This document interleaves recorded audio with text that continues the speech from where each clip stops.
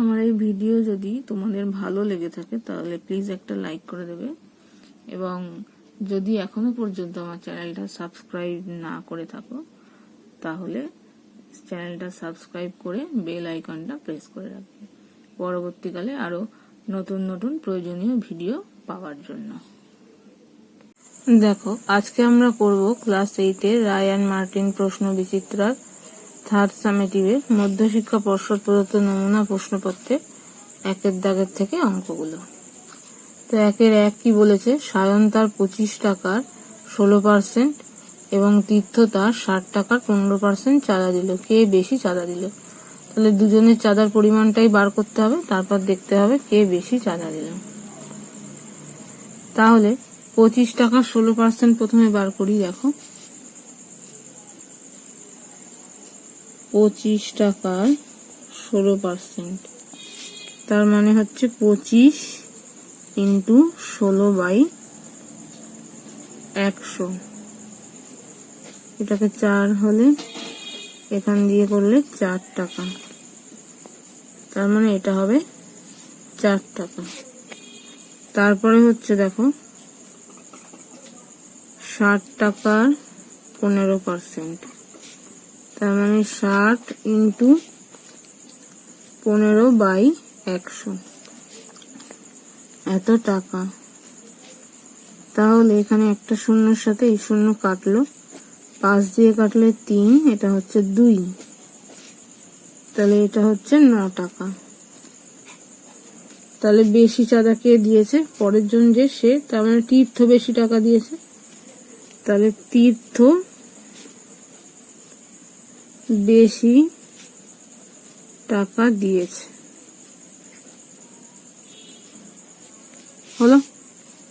Next হচ্ছে দেখো 2 number, 9x to the power 4 minus 6x cube minus 7x plus 2 এই বীজগাণিতিক সংখ্যামালায় x is equal to 1 বসিয়ে কোন মানটা পাবো?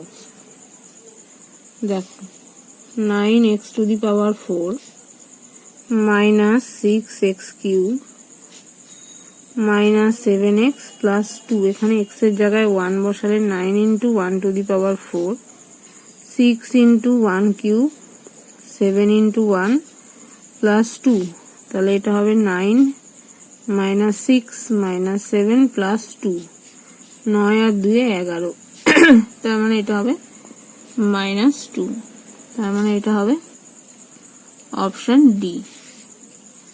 নেক্সট 3 নাম্বার দেখো, যে বর্গক্ষেত্রের বাহুর দৈর্ঘ্য এত তার ক্ষেত্রফল কত? তাহলে ক্ষেত্রফল কত হবে? এটা স্কোয়ার হবে,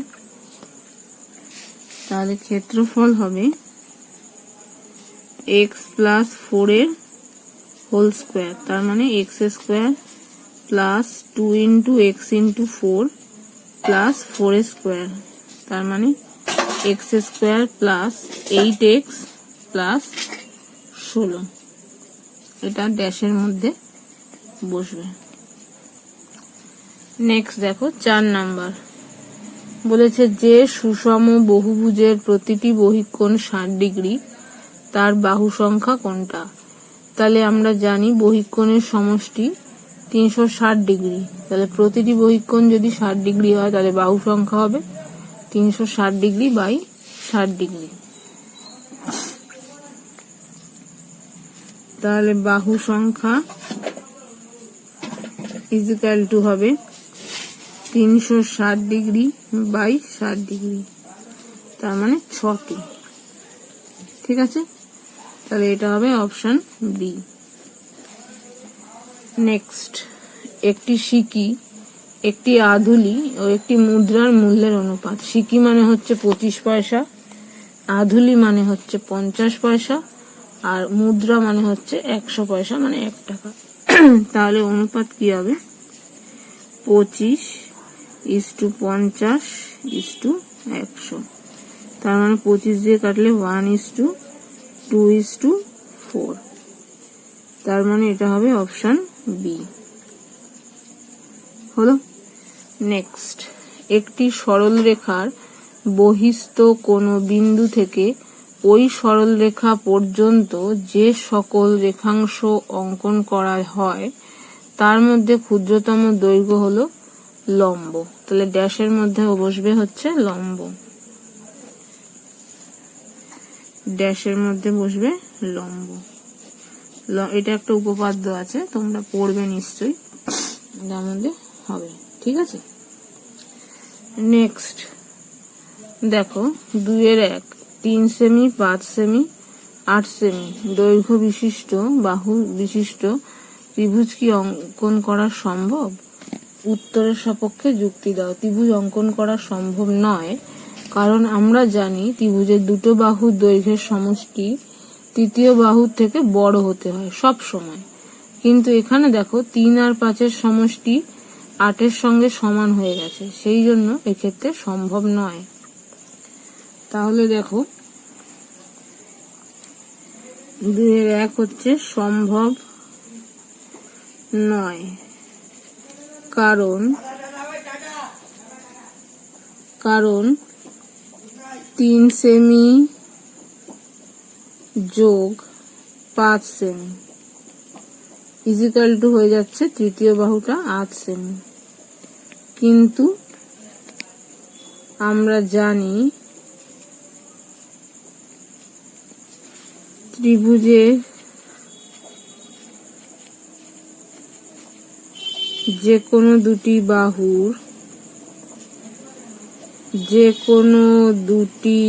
বাহুর দৈর্ঘ্যের সমষ্টি তৃতীয় বাহুর থেকে বড় হতে হয়, বাহুর থেকে বড় হতে হয়। ঠিক আছে, যেহেতু এটা নয় সেই জন্য সম্ভব নয় হলো। এরপর দেখো x + 1/x এর মান দেয়া আছে -1, সেখান থেকে এইটা বার করতে হবে। তাহলে দেখো x + 1/x = -1, এখান থেকে যদি আমি এটাকে যোগ করি x² + 1 = হচ্ছে -1, তার মানে x² + 1 কোনাকুনি গুণ করলে = -x, বা x² এটা এদিকে আসলে +x + 1 = হচ্ছে 0। এবার x³ - 1 এর মান, x³ - 1 মানে ফর্মুলা হলো x - 1 * x² + x + 1, তার মানে এই পার্টটা x - 1 * 0, তার মানে এখানে হবে 0, তাহলে নির্ণেয় মান হচ্ছে 0 হলো। নেক্সট দেখো 3 নাম্বার কি বলেছে, দুটি সংখ্যার যোগফল 10 এবং অন্তর 4 হলে সংখ্যা দুটি লেখো। তাহলে একটা সংখ্যা যদি x হয়, আরেক সংখ্যা কি হবে 10 - x, যেহেতু যোগফল 10। তাহলে মনে করি একটি সংখ্যা = x, সুতরাং অপর সংখ্যা = হবে 10 - x। এবার প্রশ্নানুযায়ী কি হবে, প্রশ্নানুযায়ী দুটি সংখ্যার অন্তর, তার মানে x - 10 - x = হচ্ছে 4, তার মানে এখান থেকে পাবো x - 10 + x = 4, তার মানে এখান থেকে পাচ্ছি 2x - 10 = 4। তাহলে 2x = কি হবে, 10টা এদিকে গিয়ে যোগ করলে 14, বা x = 14/2, তার মানে একটা সংখ্যা বেরোলো 7।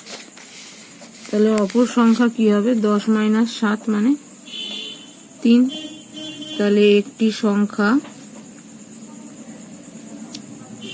= হচ্ছে 7, অপর সংখ্যা = হবে 10 - 7 মানে হচ্ছে 3। উত্তর লিখে দেবে, সংখ্যা দুটি হলো 7 এবং 3 হলো। নেক্সট 4 নাম্বার, 0 ডিগ্রি থেকে 180 ডিগ্রির মধ্যে একজোড়া কোণ লেখো যারা পরস্পর সম্পূরক কোণ, এবং 0 ডিগ্রি থেকে 90 ডিগ্রির মধ্যে একজোড়া কোণ লেখো যারা পরস্পর পূরক কোণ। তাহলে পরস্পর সম্পূরক কোণ হচ্ছে কি হবে, 60 ডিগ্রি আর হচ্ছে 120 ডিগ্রি, কারণ দুটোর সমষ্টি আমাকে 180 হতে হবে, তবেই তারা সম্পূরক হয়। এটা হলো অন্য, তোমরা যে কিছু লিখতে পারো, 50 130 হতে পারে, বা 110, আর এদিকে 110-এর সঙ্গে কত যোগ করলে 110-এর সঙ্গে হচ্ছে 70 ডিগ্রিও হতে পারে, যে কোনো কিছু হতে পারে। যেই দুটো কোণ লিখবে তাদের সমষ্টি 180 হতে হবে। হলো পরস্পর সম্পূরক কোণ। আর যেই দুটো পূরক হবে তাদের সমষ্টি হবে 90 ডিগ্রি। তাহলে 50 ডিগ্রি আর 40 ডিগ্রি হতে পারে, 30 আর 60 হতে পারে, হলো পরস্পর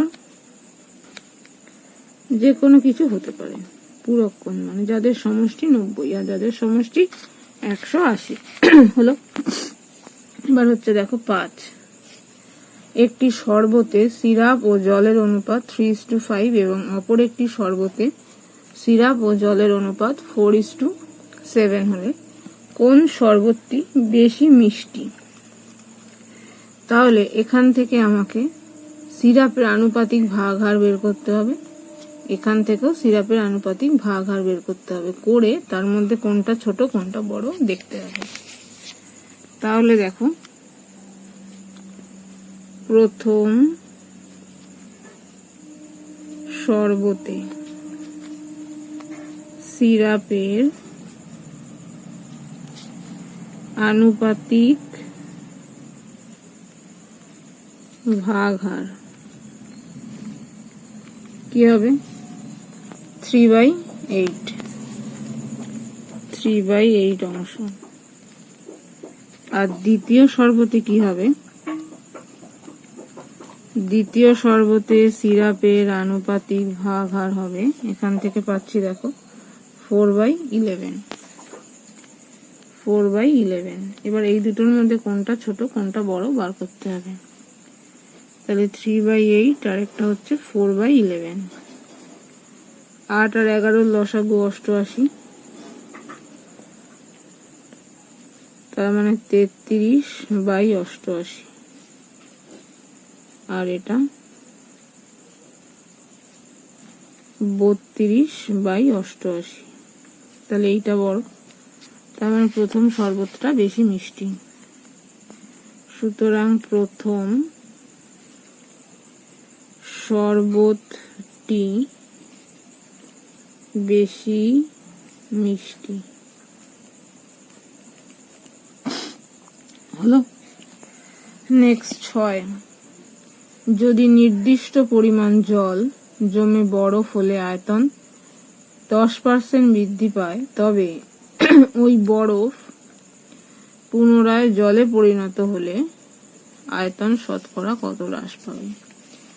তাহলে যদি কোনো জলের আয়তন 100 হয়, বরফের আয়তন কত হবে? 10% বৃদ্ধি পাবে, মানে 110 হবে।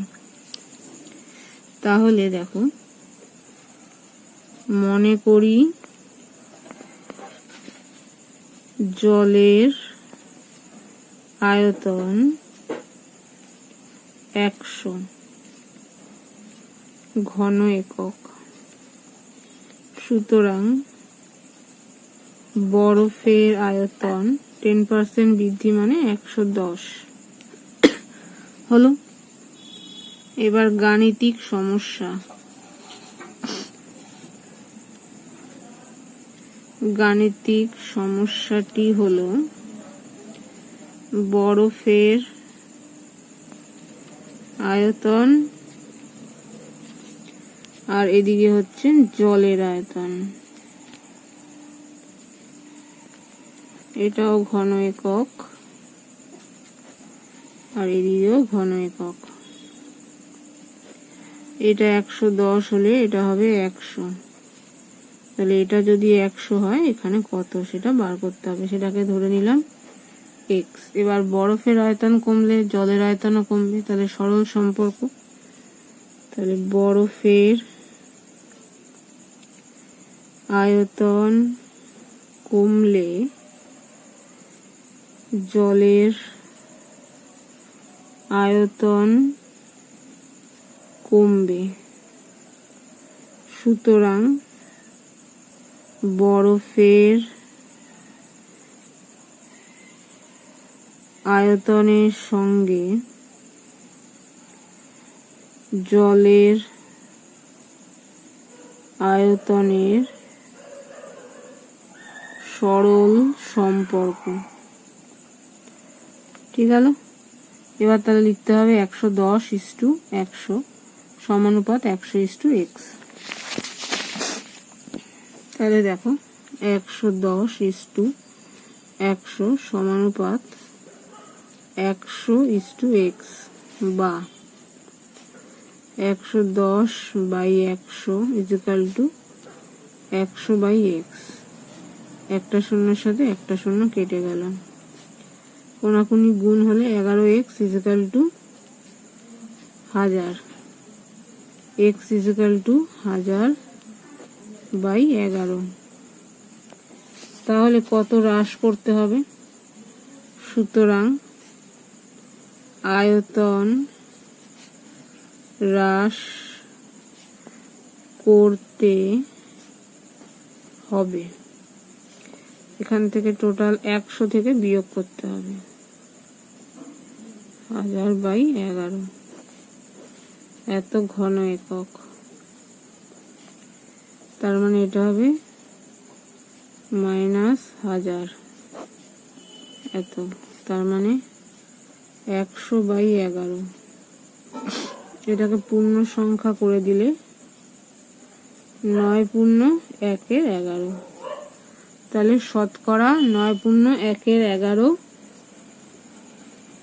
ঘন একক হ্রাস পাবে, বা 9.1/11% হ্রাস পাবে। হলো। নেক্সট 3-1। কোন পরীক্ষার্থী 52% ইংরাজিতে, 42% গণিতে এবং 17% উভয় বিষয়ে ফেল করেছে। সেখান থেকে শুধু ইংরাজিতে কত পার্সেন্ট, শুধু গণিতে কত পার্সেন্ট বার করতে হবে। এবার বলে দেওয়া আছে 115 জন উভয় বিষয় পাশ করেছে, তাহলে মোট পরীক্ষার্থীর সংখ্যা কত? তাহলে দেখো 3-1। ইংরেজিতে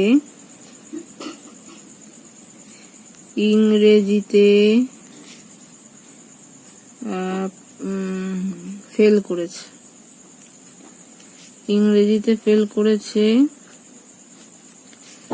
52%, গণিতে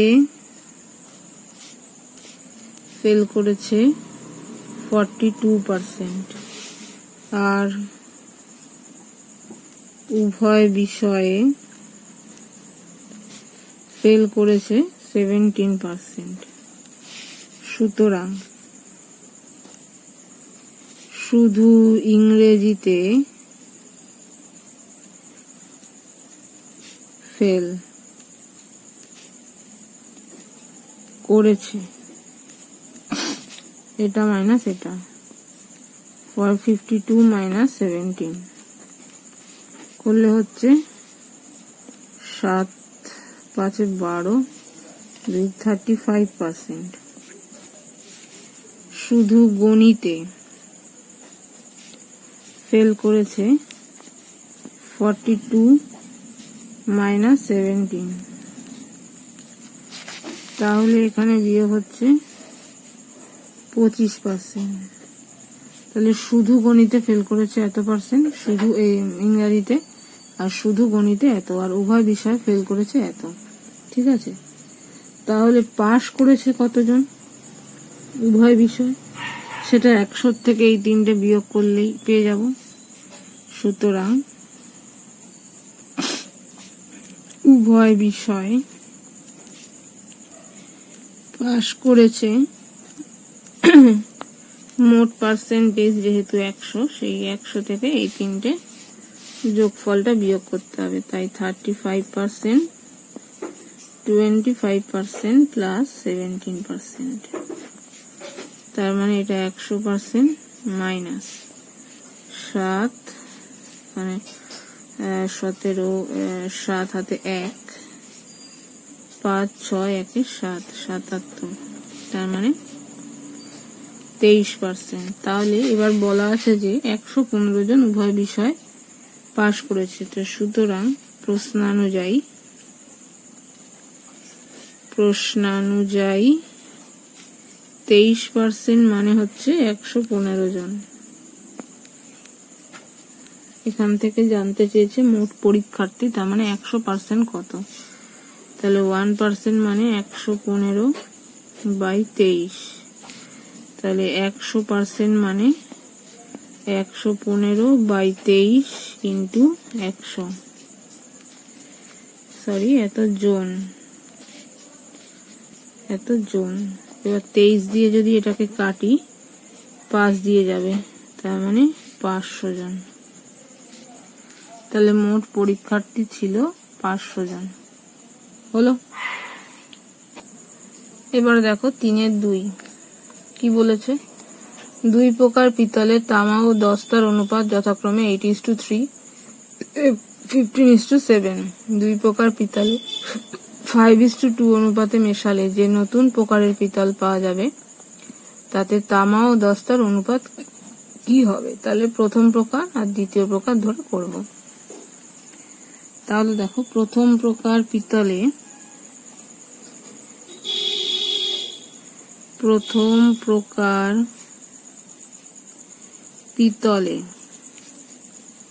তামা ও দস্তার অনুপাত 8:3। তাহলে তামার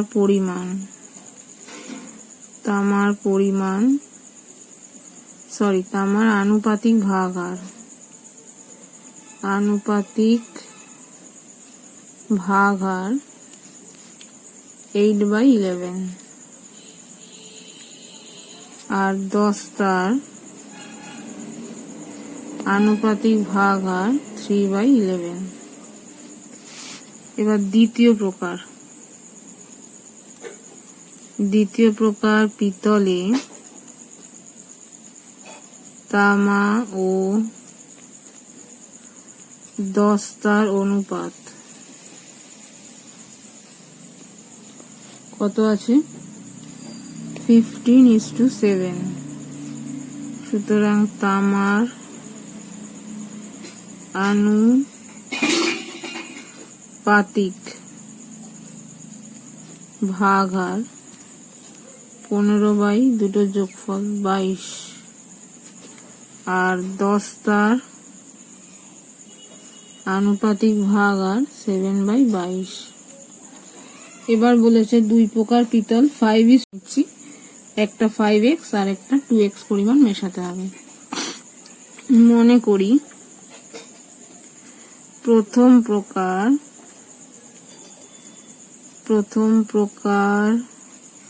পিতল 5x এককের সঙ্গে দ্বিতীয় প্রকার পিতল 2x একক মেশাতে হবে। এবার এই 5x এ পিতল কত থাকবে, এই তামা কত থাকবে, দস্তা কত থাকবে, আর 2x এ তামা কত, দস্তা কত, সেটা বার করতে হবে। তাহলে দেখো প্রথম প্রকার 5x এককে তামার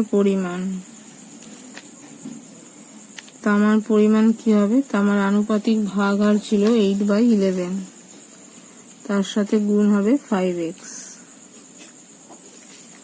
তার মানে 40x/11। আর এটা হবে 10 তার পরিমাণ। 10টা ছিল 3/11, তার সাথে 5x, তার মানে 15x/11। এবার দ্বিতীয়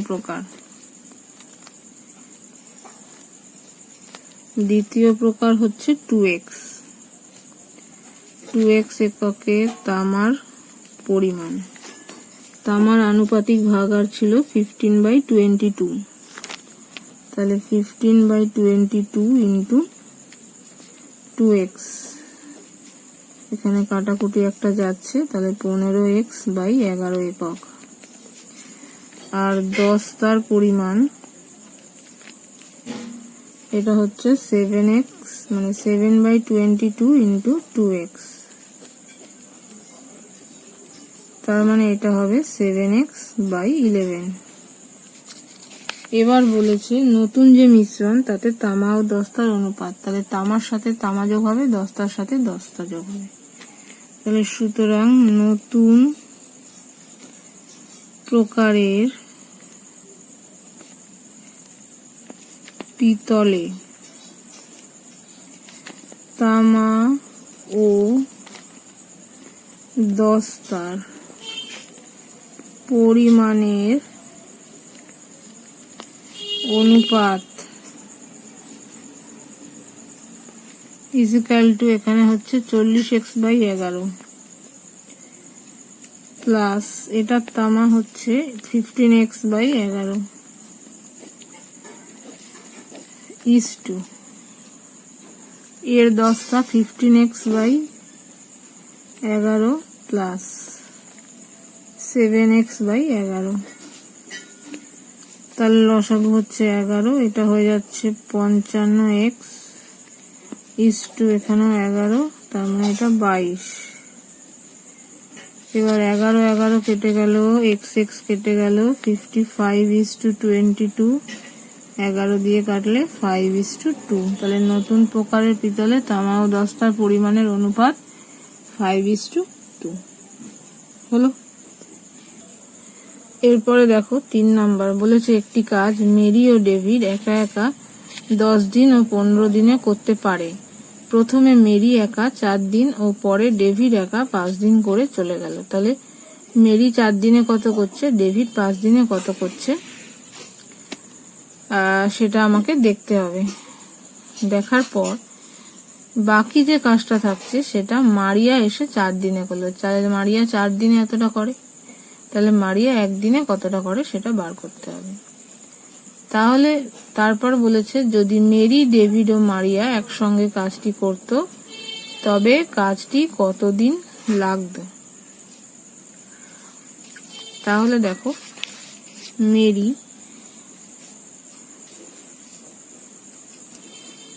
একা কাজটি করে 10 দিনে, সুতরাং মেরি একা 1 দিনে করে 1/10 অংশ। মেরি কদিন করেছে, 4 দিন, তাহলে মেরি একা 4 দিনে করে 4/10, কাটাকুটি করলে 2/5। এবার হচ্ছে ডেভিড একা কাজটি করে 15 দিনে, তাহলে ডেভিড একা 1 দিনে করে 1/15। ডেভিড কদিন করেছে, 5 দিন, তাহলে 5/15 এত অংশ। এটাও কাটাকুটি করলে 1/3 অংশ। এবার মেরি একা 4 দিন ও পরে ডেভিড একা 5 দিন করে চলে গেল। তাহলে বাকি কাজ কি হবে, মোট কাজ আমরা জানি 1, 1 থেকে এই দুটো যোগ করে বিয়োগ, এত অংশ। তাহলে 1 মাইনাস এটা 15, 3 দুগুণে 6, 5, তার মানে 1 মাইনাস 11/15, তার মানে 4/15। এবার এই যে কাজটা 4/15 এটা মারিয়া 4 দিনে করে। তাহলে সুতরাং মারিয়া 4 দিনে করে 4/15 অংশ। সুতরাং 1 দিনে করে 4 দিয়ে ভাগ হবে, তাহলে 4টা নিচে চলে আসলো 4 দিয়ে ভাগ বলে। তার মানে 1 দিনে করে 1/15 অংশ। এবার বলেছে যদি মেরি, ডেভিড, মারিয়া একসঙ্গে কাজটি করত তবে কত দিনে কাজটি শেষ করত। তাহলে মেরি, ডেভিড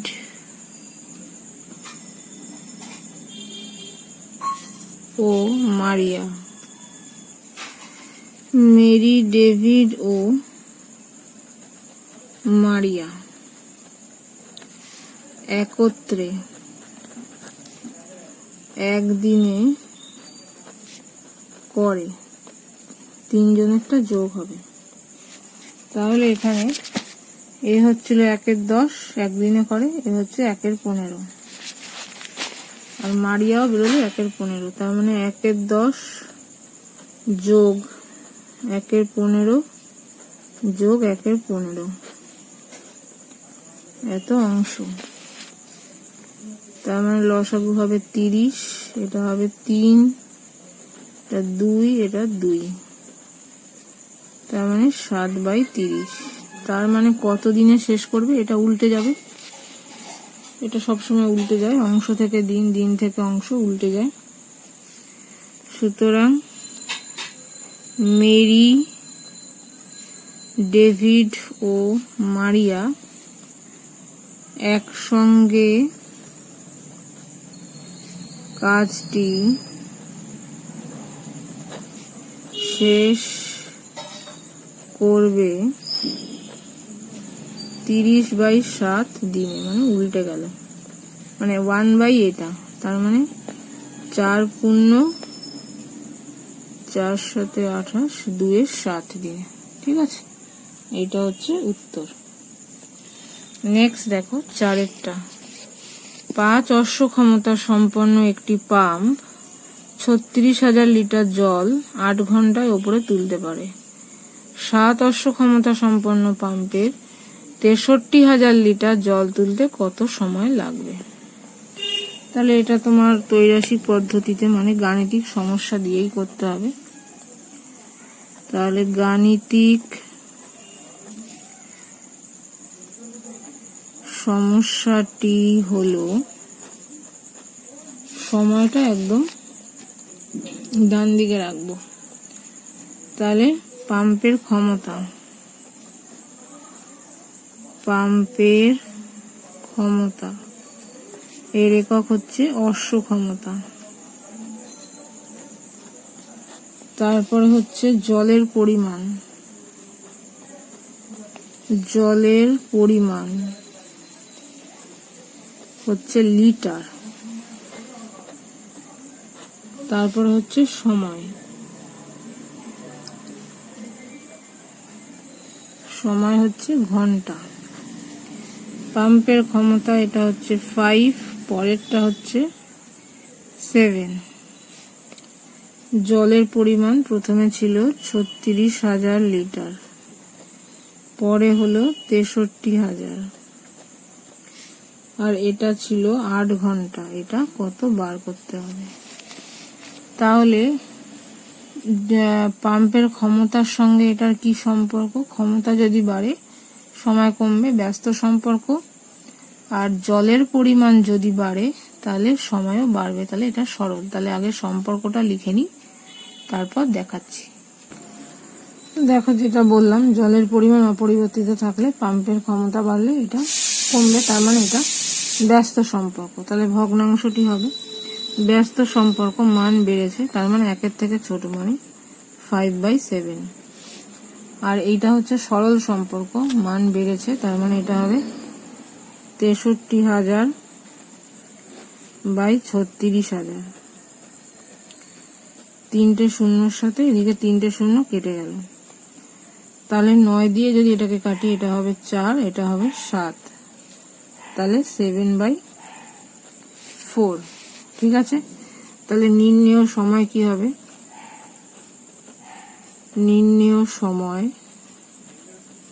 হবে 8 ঘন্টা ইন্টু 5/7 ইন্টু 7/4। 7 7 কেটে গেল, এটা 2, মানে হচ্ছে 10 ঘন্টা।